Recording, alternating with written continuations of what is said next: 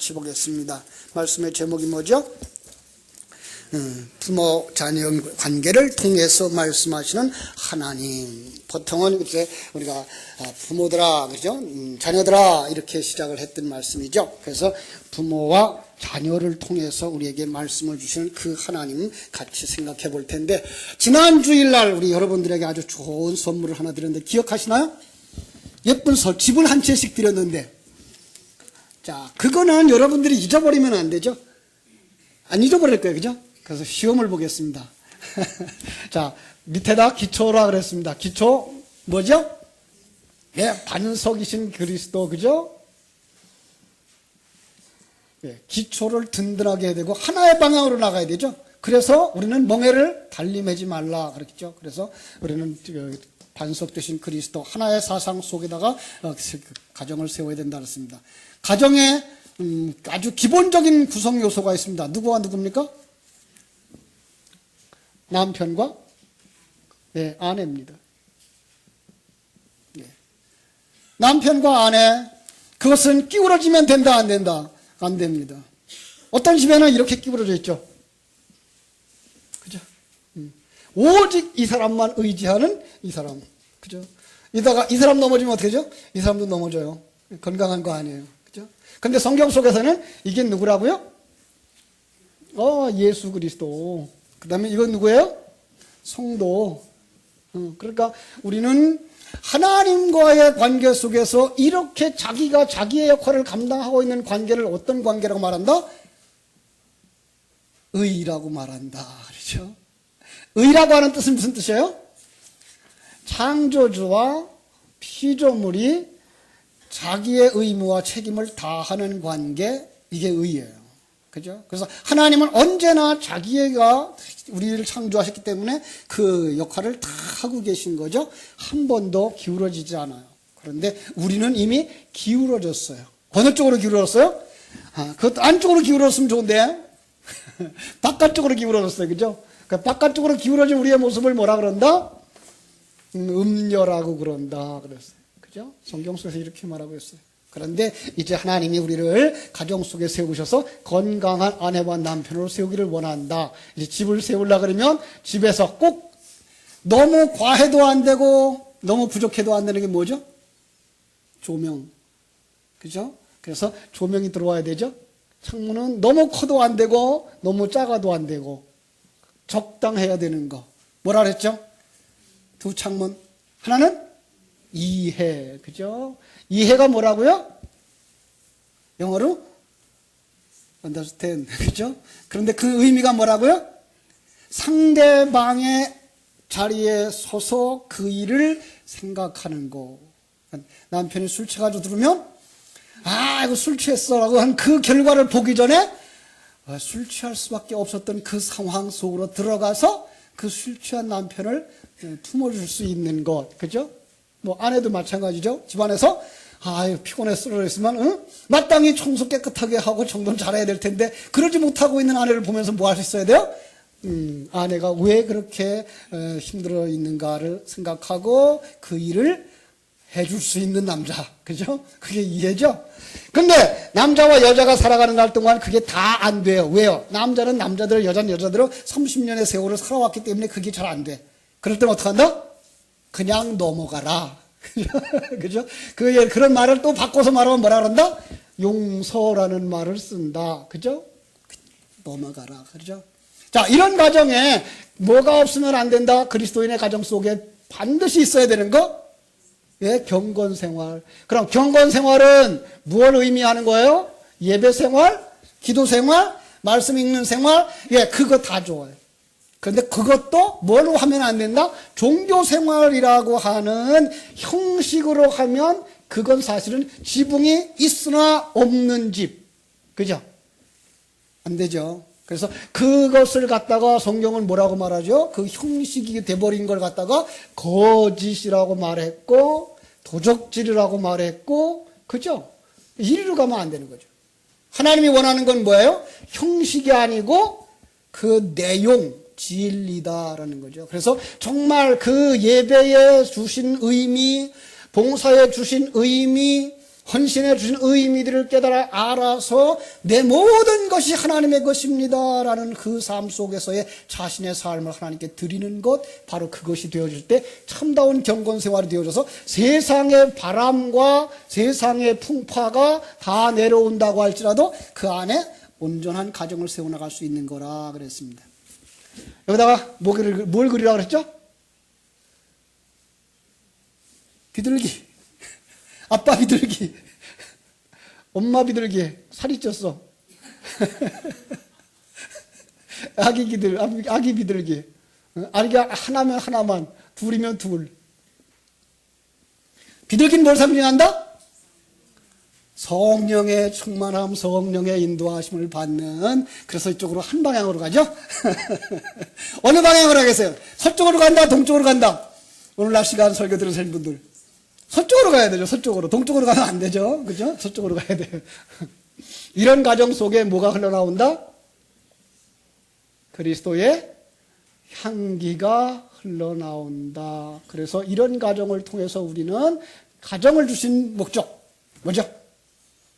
구제와 선교. 그런데 그 구제와 선교라는 단어를 우리는 뭘로 그릴 수 있다? 복음의 전파.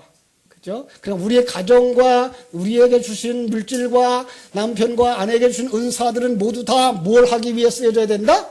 복음 전파를 위해서 쓰여져야 되는 이런 행복한 가정이 되어져야 된다라고 하는 것, 지난주에 우리가 정리했던 말씀이죠. 자, 오늘은 그것보다 이제 한 걸음 더 나아가서 우리가 어디까지 가야 되죠?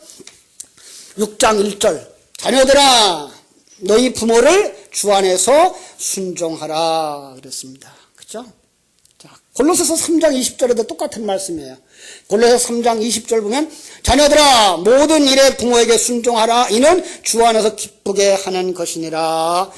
먼저는 우리가 인륜 도덕적인 이제 부모에게 효도하는 것부터 생각해 보겠습니다. 자, 첫차적으로 바로 인륜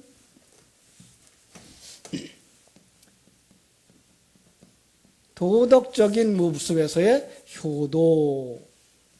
자, 그렇습니다. 세상에 부모처럼 고귀하고 중요한 직책이 없습니다. 그건 누가 주신 직책이에요? 하나님 주신 겁니다. 예. 그죠? 아무나 부모 되는 거 아닙니다. 하나님이 허락하신 사람만 부모가 되는 겁니다. 그리고 하나님이 직접 부여한 직책입니다. 자녀들은 반드시, 그렇기 때문에 자녀들은 내게 주신 부모에게 효도해야 되는 거 마땅한 것입니다. 아마 마지막에 가서 하나님이 이렇게 물으실지도 모릅니다. 너는 내가 네게 준 직책을 잘 감당했느냐? 부모로서의 역할 잘 했느냐? 너 자녀의 역할 잘 했느냐? 물으실 것입니다. 세상에서 부모가 가장 높은 자리, 이게 정상입니다. 가장 높은 자리. 여러분 가정 속에서는 누가 가장 높은 자리입니까? 내가? 그런 사람 손 들어보세요. 여러분 속에서 정말 부모님이 가장 높은 자리에 있어야 되죠. 그죠? 부모님 안 계신 어른들 계십니다만은 참 안타까운 일이죠. 이제 부모님 효도하려고 그러니까 부모님 안 계신 시대가 됐어요. 나폴레옹의 이야기를 하나 하고 가죠. 폴란드에 침략해 들어갔을 때 나폴레옹이 그 농촌의 한 영주의 초청을 받아서 갔습니다.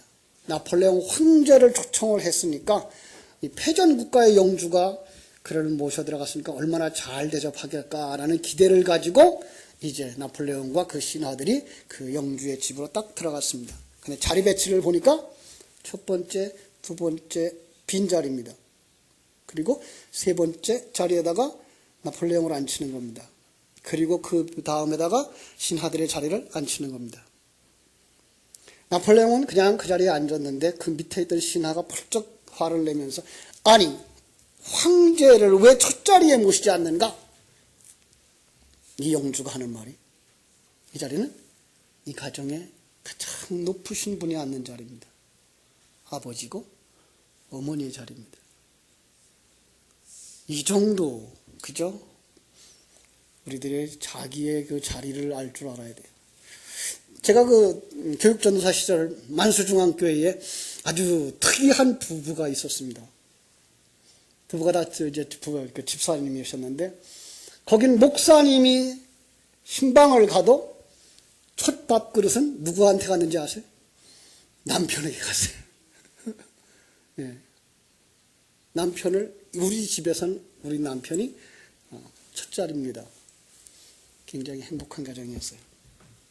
자, 이렇듯이 왜 우리가 부모를 공경해야 될까 다시 한번 생각해야 되는데, 자식은 부모의 뼈와 살의 분신으로 이어받았기 때문에 그렇다라는 거죠. 그죠?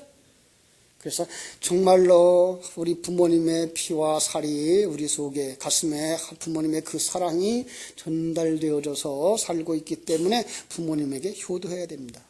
진자리 마른 자리 갈아뉘시며, 우리 한번 그 노래 불러볼까요? 나실 때 시작. 나실 때 괴로움 다 잊으시고 기르실 때 밤낮으로 애쓰는 마음, 흰 자리 마른 자리 갈아뉘시며 손발이 다닳도록 고생하셨네.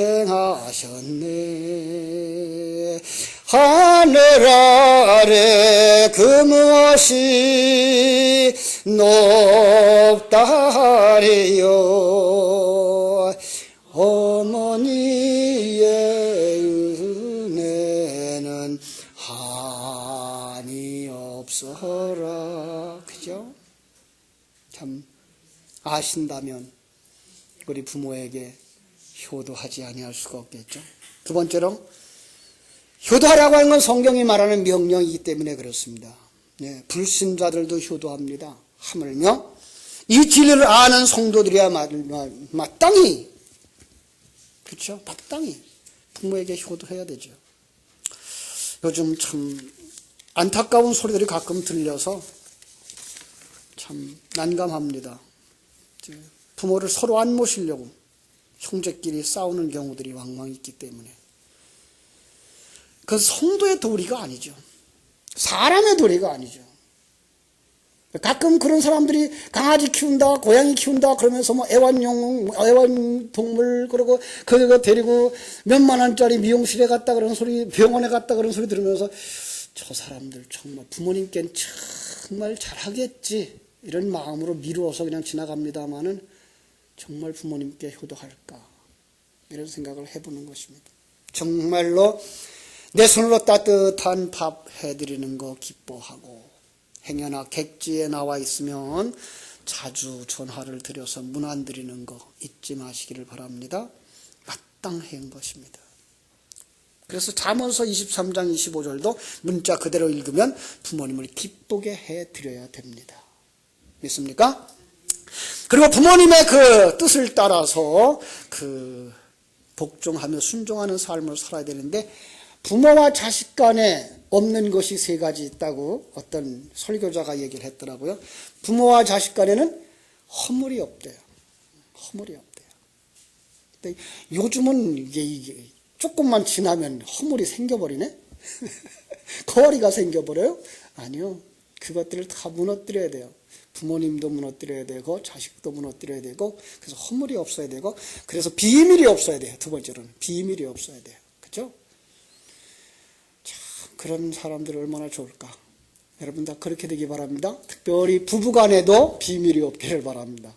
그죠? 세 번째로 계산이 없대요. 계산이 없대요. 그런 재미난 얘기도 들으셨죠?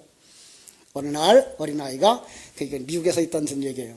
엄마가 자기한테 안 해준 거에 대한 계산을 다 한 거예요. 자기가 청소했는데 얼마를 안 줬고, 이제 엄마 신발 닦아줬는데 얼마 안 했고, 설거지 해줬는데 얼마를 안 줬고, 그래서 이렇게 쭉 설명해서 엄마 이거 줘야 됩니다. 그래서 딱 내놨대. 엄마가 지혜롭게 그걸 딱 받아보고, 그래 내가 계산해 줄게. 그래서는 다음날 계산서를 딱 했어요. 내 양육비가 얼마, 젖값이 얼마 다 하고서 그 다음에 그것이 다 공짜 이렇게 해서 계산서를 줬다는 거죠.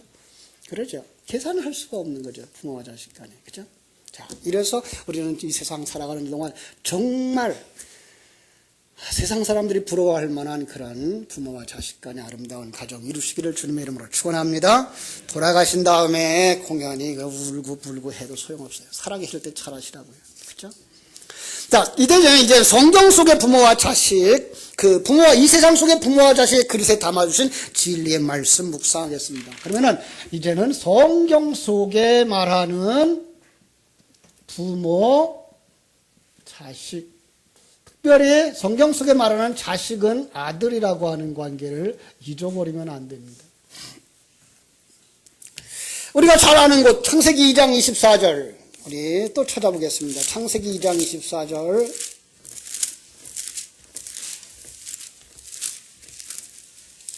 창세기 2장 24절 찾았습니까?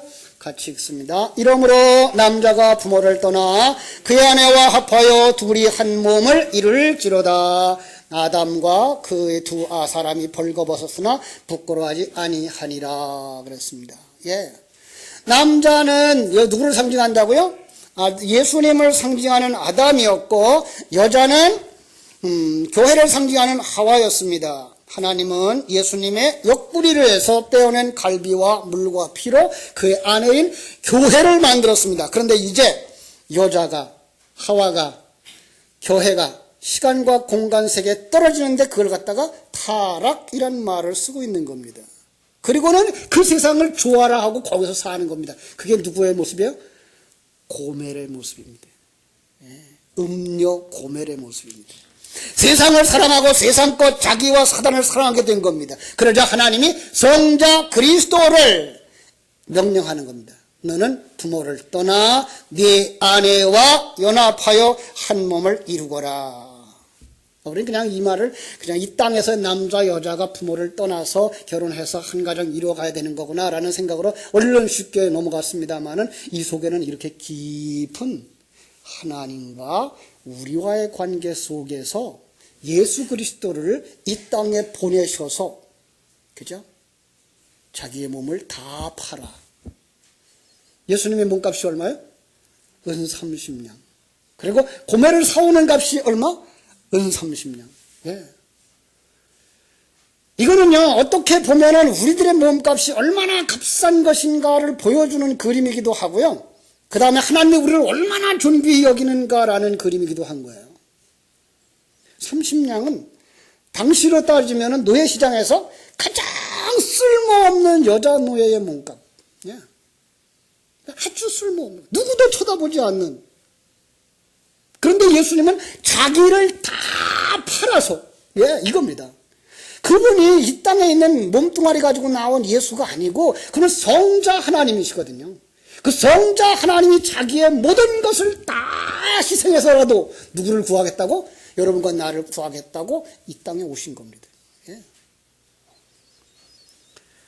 그분이 하나님의 명령을 받고 이 땅에 오셔서 바로 우리를 아내로 삼으시고 한 몸 되어줘서 구원하시는 겁니다. 여기서 말할 때에 부모를 떠나 그 부모는 누구입니까?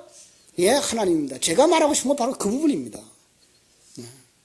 부모라고 하는 개념. 그러니까 성경 속에서 지금 성경적인 얘기 속에서 부모의 개념은 곧 누구다? 하나님이라는 겁니다. 예. 그래서 성경 속에서 아마 조직신학을 공부해 보신 분들은 알 것입니다. 예수님의 칭호 가운데 아들, 장자 이런 칭호를 말할 때마다 그 아들의 개념을 세 가지로 설명합니다. 그것은 바로 첫째로 이스라엘이 아들이다라는 말을 씁니다. 한번 찾아볼까요? 출애굽기 4장 22절.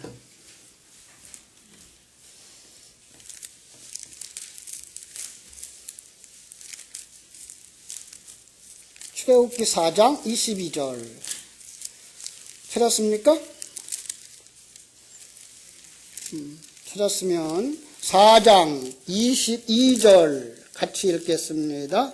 너는 바로에게 이르기를 여호와의 말씀에 이스라엘은 내 아들 내 장자라. 그죠? 이스라엘을 뭐라 그런다? 내 아들 내 장자라 말씀하고 있습니다. 자, 지금 우리는 누구죠? 우리가 영적인 이스라엘인 거 기억하시죠? 여러분과 내가 하나님 앞에서 우리는 그의 아들의 대접을 받고 있다는 사실을 잊어버리면 안 됩니다. 사무엘하 7장 14절. 사무엘하 7장 14절. 거긴 누구를 향하여서 아들이라고 말했는지 또 다른 이야기를 들을 수가 있습니다. 사무엘하 7장 14절.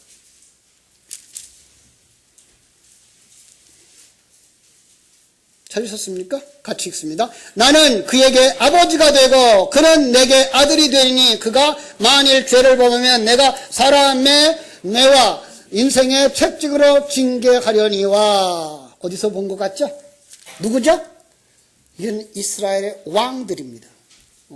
이스라엘 왕들에게 있어서도 하나님은 뭐라고 말했다고요? 아들이라고. 내게 있어서 아들이다. 그래서 그가 범죄하면 사람 막대기와, 먼저는 그렇게 썼죠. 사람 막대기와 인생 채찍으로 징계하려니와 라고 말씀했습니다. 하나님 그렇게 말씀하신다고. 호세아 11장 1절에서도 그렇게 말해요.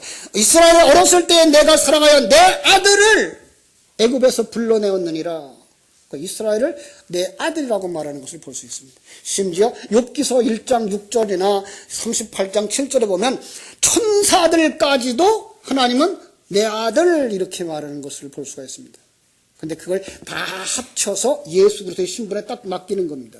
예수 그리스도는 언약적 아들이었고 그 다음에 왕으로서의 아들이었고 그리고 천상의 아들이었다라는 말을 딱 합쳐서 예수는 그런 분이었다. 그리고 그 안에 있어서 이스라엘, 영적인 이스라엘, 바로 우리가 그의 아들이다라고 말하는 것을 우리가 알 수가 있습니다. 그렇습니다. 우리는 하나님 앞에서 아들인 것입니다.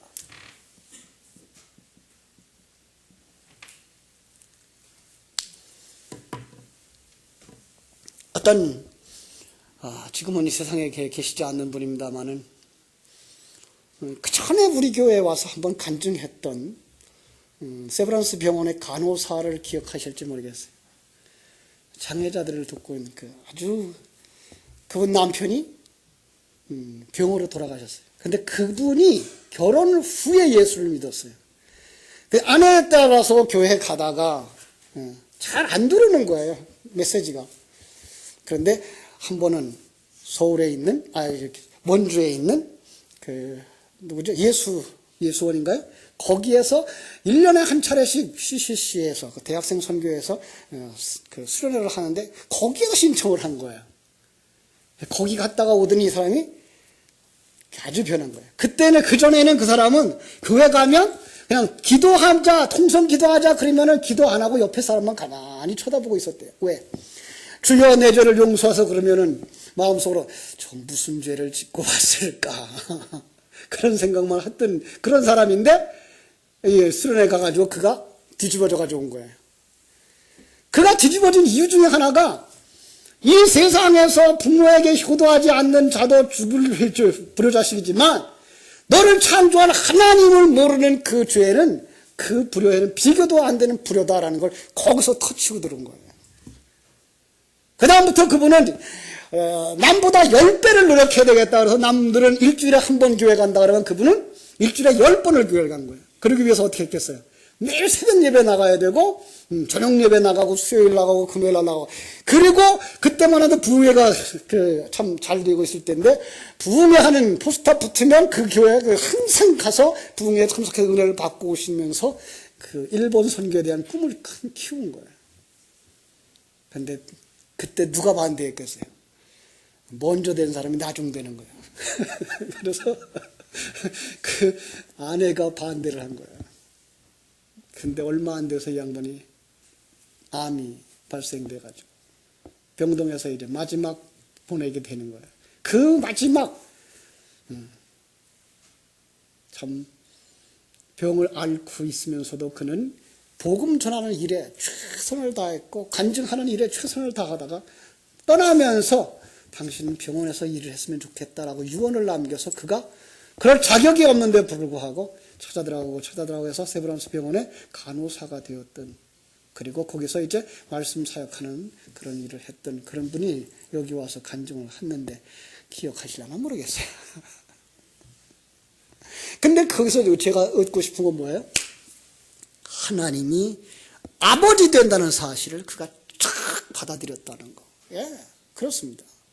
오늘 우리들의 신앙생활 속에서 하나님이 너무 작고, 가끔 가다가 친구라고 그러고 그러니까 정말 친구인 줄 알아. 저 정신이 빠져버려가지고, 그분이 어떻게 우리에게 친구가 되겠어? 아니, 물론 친구처럼 가까이 다가오셔서 우리를 구원하시는 그런 의미에서는 말하지만, 그분은 우리의 아버지. 그쵸? 그렇습니다. 그래서 아비들을 어떻게 하라고요? 이제 부모님들의 입장에 효도해야 되겠지만 자녀들은 마땅히 그분의 말씀에 따라 순종해야 되는데 여기서 더 중요한 것 4절 말씀이 가르치는 거예요. 6장 4절 에베소 6장 4절 아비들아 너희 자녀를 누엽게 하지 말고 오직 주의 교훈과 훈계로 양육하라 라는 말을 해요. 예. 예배 시간 아직 안 끝났는데 금방 끝날 겁니다. 여기서 노엽게 하지 말고라는 말, 화나게 하지 말고예요. 그런데 여기 그럼 아버지가 누구라고요? 하나님이요. 그럼 하나님은 성도들을 화나게 하지 아니한대요. 그러면서 뭐라고 말해요? 오직 교훈과 훈계로 양육한다예요. 우리도 그걸 훈련해야 돼요. 그렇지만 그보다 더 중요한 건 하나님이 그렇게 하신다는 거예요. 자, 그런데 여기 교양이라는 말이 뭐예요? 파이데이아라는 말이에요. 어디서 들어봤죠? 히브리서 12장 8절. 징계는 다 받는 것이 그 징계가 지금 여기는 교양이란 말로 번역이 되어 있지만 징계예요. 훈계라는 말은 충고라는 말이에요. 그래서 하나님이 미리미리 충고해 주시고 그래도 못 따라가면 어떻게 한다고요? 징계하시지만 그걸 미리 다 알게 하시기 때문에 우리로 하여금 뭐하게 하지 않는다? 화나게 하지 않는다는 거예요. 예. 이건 이제 이 땅에서 우리 부모님들도 배워야 되는 거죠. 이거 배우는 데다가 나온 것이 그 몬테소리 교육이었죠. 예. 그렇습니다. 이 영국을 비롯한 유럽의 교육이 굉장히 엄격했거든요. 많은 사람들은 그렇게 얘기합니다. 해병대 훈련소의 훈련만큼 엄격하다라고. 지금도 그들의 그 양반 학교에서는요, 아주 철저하게 제복을 입고 도덕 생활을 철저하게 합니다. 그들은 의무적으로 외울 건 외워야 했고, 기계적으로 할 건 했고, 성경 구절도 암송해야 됐고, 그리고 수준에 미달되면 가차없이 처벌을 받았고요. 그런데 이게 인본주의적인 신앙생활들이 되면서 이 사람들이 인본주의적으로 바뀌어가면서 반발이 일어났고 거기서 이제 반발하는데 규합을 해가지고 자기 이론을 세운 사람이 몬테소리라고 하는 여자였습니다. 그래서 체벌보다 설득을, 명령보다는 이해를 시켜서 학생들을 자발적으로 공부를 시키게 하자 했던 것이 몬테소리 교육. 효과는 얼마큼 지나고 나자 애들이 다 실력이 잊어버렸어요. 지금은 더하기 빼기 못하는 사람도 생기고 영어 알파벳을 못 쓰는 사람도 생기고 거기서 우리가 잃어버리는 게 있습니다. 이 공산주의나 이 기독교인들이 인간을 대할 때 잃어버리는 게 하나 있습니다. 인간이 근본적으로 죄인이라고 하는 사실을, 자기중심적으로 생각한다는 사실을 잃어버린 겁니다. 풀어놓으면 풀어놓은 대로 계속 빠져나가는 것이 인간입니다. 공산주의 일은 얼마나 좋습니까? 함께 일해서 함께 나눠 먹자, 좋습니다. 그런데 거기에 죄가 들어가 있습니다. 그래서 내가 조금 더 편하게 하고 조금 더 많이 가지고 싶고, 이게 인간을, 공산주의를 망하게 하는 것입니다. 그렇습니다. 여러분, 성경은 뭐라고 말합니까? 아이들에게 채찍을 들어라 라고 권고합니다. 그죠? 왜요? 하나님이 죄에 대하여 채찍을 드시기 때문에 그렇습니다. 예? 이 시간과 공간 속에 있는 모든 사람은 자기 악습에 끌려가게 되어 있어요. 그들을 징계하고 채찍질하지 아니하면 그들은 정말 안 가게 되어 있습니다. 그래서 시험이라고 하는 것 엄하게 요구하지 않으면 애들이 공부 안 합니다.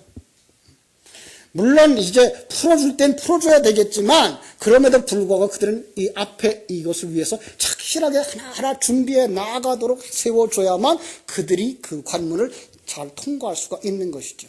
그렇습니다. 하나님께서 죄를 보실 때에 채찍질하는 것을 깨달아 알라고 성경은 뭐라고 말해요? 아이들에게 채찍질하라고. 히브리서 12장 8절 징계는 다 받는 것이다. 하나님의 백성들은 다 통과하는 것이다. 그런데 거기서 뭐 하지 말라? 응? 그게 없으면 사생자요 버리운 자다라고 말하고 있습니다. 제가 히브리서 12장 5절부터 8절 읽어드리고 마치겠습니다. 아들들에게 권하는 것 같이 너에게 권하는 번면하신 말씀을 잊었도다. 일러스되 내 아들아 주의 경계하심을 경히 여기지 말며 그에게 꾸지람을 받을 때에 낙심하지 말라. 왜요? 이거 다 가르쳐 주셨어요. 하나님 이건 너희들을 완성시키려고 하는 과정이야. 그러니까 이런 훈련들은 마땅히 해야 되는 거야. 그죠? 여러분 아무리 애들이 원한다 그래도 국어법 안 외워놓으면 그냥 수학 정말 할 수 없습니다. 영어 단어 안 외워놓고 영어를 잘할 수는 없습니다. 그 과정을 하나하나 가르치고 그게 필요한 부모의 권위입니다. 그리고 학교에서는 선생님의 권위입니다. 그래서 그들을 키워나갈 수 있고 그걸 착실하게 준비할 수 있어야만 그들이 큰 그릇으로 클 수가 있는 것입니다. 주께서 그 사랑하시는 자를 징계하시고 그의 받으시는 아들마다 채찍질하심이니라. 너희가 참음은 징계를 받기 위함이라. 하나님이 아들과 같이 너희를 대우하시나니 어찌 아비가 징계하지 않는 아들이 있겠느냐. 그렇죠? 그래서 우리 늘 인용하는 히브리서 12장 8절 징계는 다 받는 것이오늘 너에게 없으면 서생자의 참 아들이 아니니라.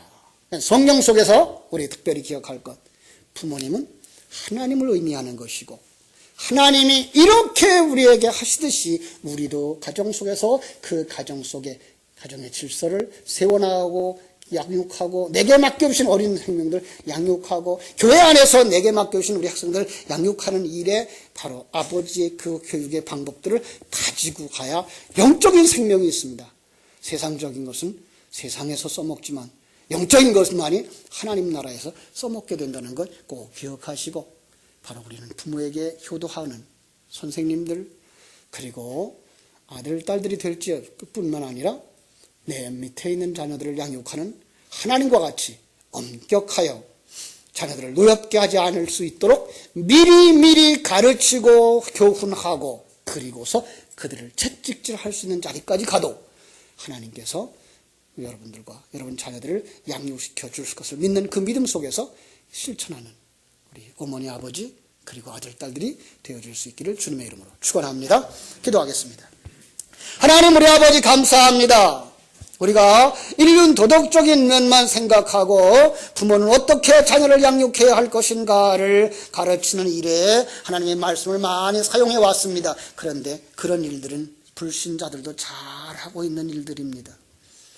정말 성경을 통해서 하나님이 우리에게 주시고자 하시는 아버지 하나님과 우리와의 관계, 우리를 진정한 하나님의 아들로 만들기 위하여서 어떻게 채찍질하시고 어떻게 교훈하시고 어떻게 역사하시는지를 깨달아 알게 해주시고 이 땅에 있어서 우리의 자녀들도 믿음의 사람으로 양육하기 위해서 어떤 때는 때려주기도 해야 되며 그러나 그 때려주기 전에 그들을 잘 교훈해서 부모의 권위를 가지고 설득해서 그들에게 정말 화나지 아니할 수 있는 그러면서도 그들이 부모의 말씀에 순종하며 신앙생활을 잘할 수 있는 자녀들로 양육할 수 있는 부모님들이 되도록 우리 하나님 두 손으로 축복해 주시옵소서. 예수님의 이름으로 기도하옵나이다. 아멘.